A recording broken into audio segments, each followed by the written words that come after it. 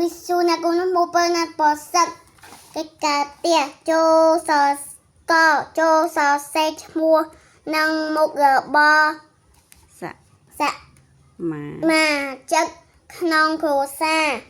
មួយគ្រួសារខ្ញុំមានមនុស្សចំនួន6នាក់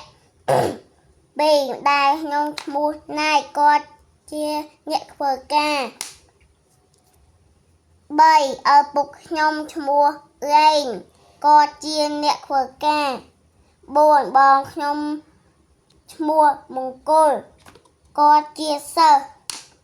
5ជីតាខ្ញុំឈ្មោះណាគាត់ជាអ្នកធ្វើការ